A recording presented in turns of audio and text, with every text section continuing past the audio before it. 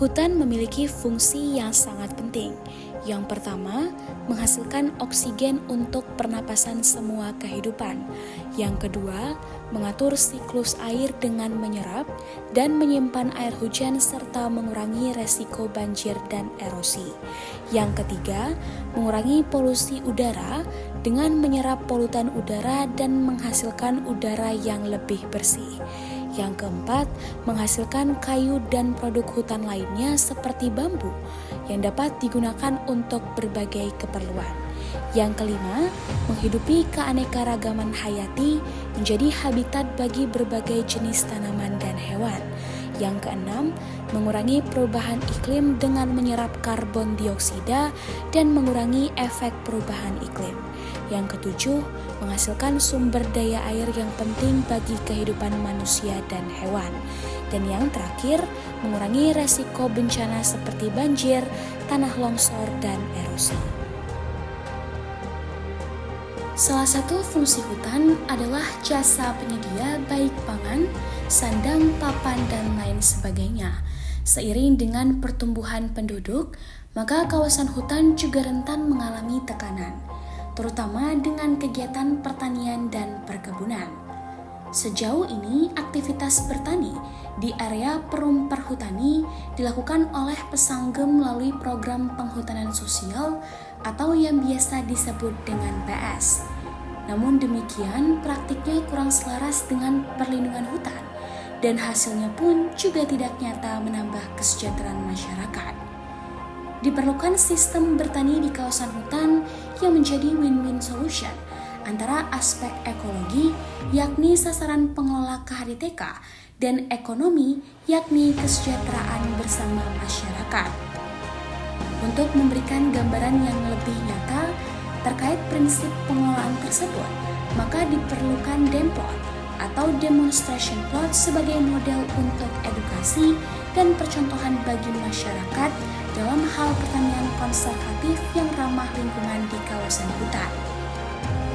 Pertanian konservatif adalah pendekatan pertanian yang bertujuan untuk melestarikan sumber daya alam dan lingkungan sambil meningkatkan produktivitas dan efisiensi pertanian.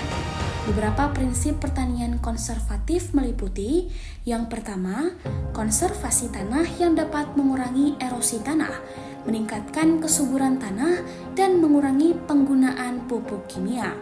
Yang kedua, penggunaan air yang efisien, yang mengoptimalkan penggunaan air, mengurangi limbah air, dan meningkatkan efisiensi irigasi.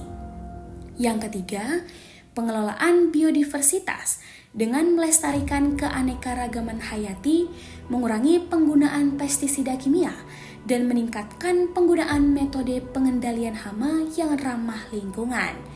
Yang keempat, mengurangi limbah seperti limbah pertanian, meningkatkan penggunaan bahan organik, dan mengurangi penggunaan bahan kimia berbahaya.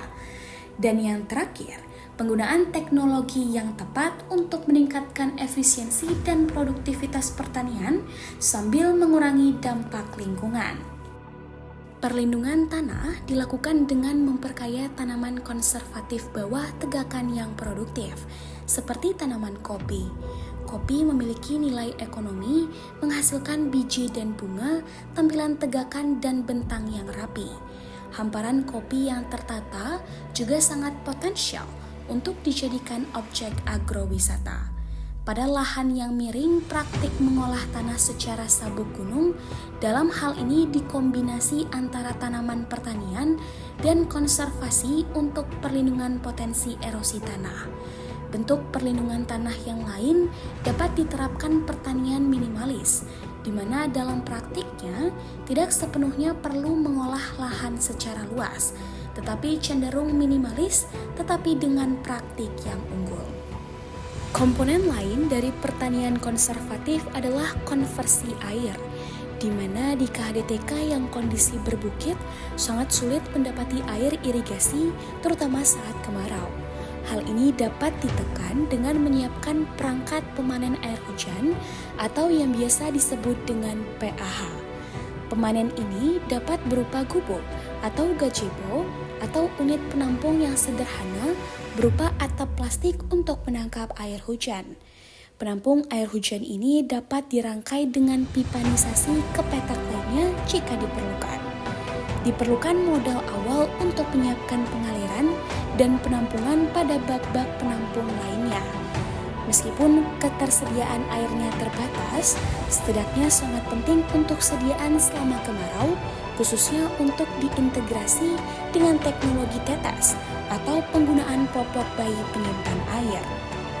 Gubuk atau gazebo tersebut juga dapat digunakan sebagai tempat berteduh atau bahkan bengkel kerja mengolah panenan. Di samping itu juga dapat dikembangkan sebagai sarana atraksi jika dikembangkan sebagai objek agrowisata nantinya.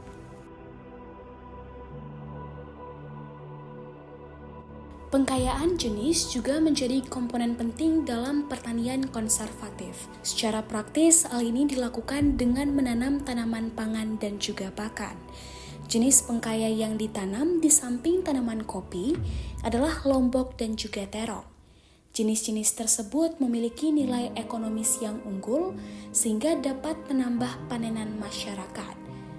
Selain itu, terdapat tanaman pakan berupa rumput odot untuk pemenuhan ternak yang banyak dipelihara oleh masyarakat.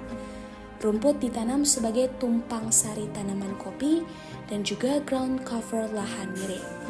Praktik mengolah tanah konvensional tidak sejalan dengan perlindungan lereng.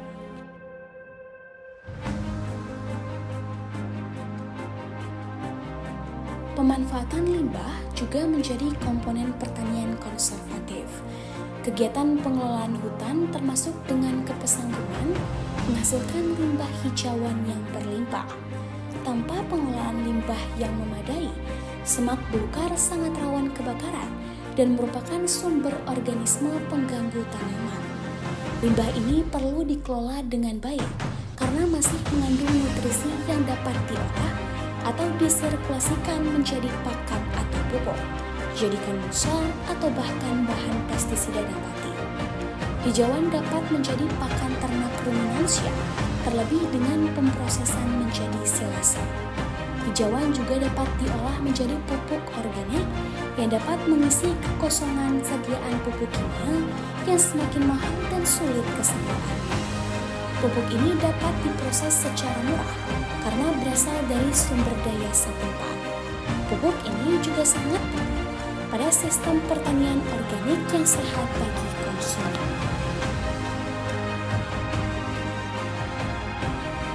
Komponen pertanian konservasi lain yang tidak bisa ditinggalkan adalah aplikasi teknologi, di mana beberapa teknologi tepat guna turut diterapkan, baik secara parsial ataupun lengkap.